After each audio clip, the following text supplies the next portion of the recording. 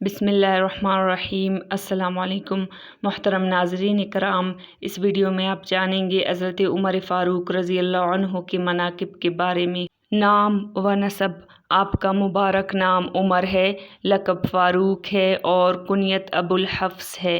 لقب اور کنیت دونوں رسول اللہ صلی اللہ علیہ وسلم کی طرف سے عطا شدہ ہے۔ 9ویں پشت میں جا کر آپ کا نسب آپ صلی اللہ علیہ وسلم سے جا ملتا ہے۔ 9ویں پشت میں کعب کے 2 بیٹے تھے، ایک مرہ اور دوسرا عدی۔ حضور صلی اللہ علیہ وسلم مرہ کی اولاد میں سے تھے اور حضرت عمر فاروق رضی اللہ عنہ عدی کی اولاد میں سے ہیں، اس لیے آپ کو عدوی کہتے ہیں۔ حضرت عمر رضی اللہ عنہ کی ولادت واقعہ فیل سے 13 سال بعد میں ہوئی تھی۔ 13 سال حضور صلی اللہ علیہ وسلم سے چھوٹے ہیں۔ 6 نومبر کو آپ مشرف بہ اسلام ہوئے۔ آپ سے پہلے 40 مرد اور 11 عورتیں اسلام قبول کر چکے تھے۔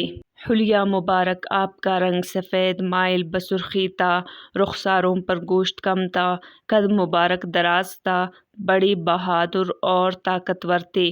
اسلام سے پہلے جس طرح شدت کفر میں تھے، اسلام کے بعد ویسے ہی شدت اسلام کے لیے تھے۔ آپ کے اسلام قبول کرنے سے مسلمانوں کو مکہ میں بہت قوت حاصل ہوئی۔ نبی پاک صلی اللہ علیہ وسلم کے عہد میں منصب وزارت پر تھے، عہد صدیقی میں وزارت کے ساتھ منصب قضا پر بھی فائز تھے۔ صدیق اکبر کی وفات کے بعد مسلمانوں کے خلیفہ بنے۔ انتخاب خود صدیق اکبر نے کیا۔ دور خلافت دین اسلام کی جس قدر خدمت اور اشاعت آپ نے کی، کسی اور نے نہیں کی، اور جس قدر فتوحات آپ کو حاصل ہوئی، اس کی نظیر اسلام میں نہیں ملتی۔ سرزمین شام سے لے کر مصر تک اور مصر سے لے کر دریائے بکر تک اور دریائے بکر سے لے کر عراق و ایران فارس تک، مشرق مغرب اور جنوب و شمال کے تمام علاقوں پر اللہ تعالیٰ کے دین کا جھنڈا لہرا دیا۔ 1036 بڑے شہروں کو ان کے مضافات کے ساتھ فتح کیا۔ جو علاقہ اسلام کے تحت آتا فوراً حکم دیتے کہ اس میں مسجد بنائی جائے، چنانچہ 4000 عام مسجدیں بنوائی گئی اور 900 جامع مسجدیں قائم کی گئی۔ عدل و انصاف میں آپ ضرب المثل تھے۔ ناداروں، محتاجوں، مظلوموں اور بے کسوں کی خبرگیری کے لیے رات کو گشت کیا کرتے تھے اور موقع پر امداد فرماتے تھے۔ بیت المال میں اس طرح احتیاط فرماتے تھے جس کی نظیر دنیا میں نہیں ملتی۔ حضور پاک صلی اللہ علیہ وسلم کے ساتھ تمام غزوات میں شریک رہے۔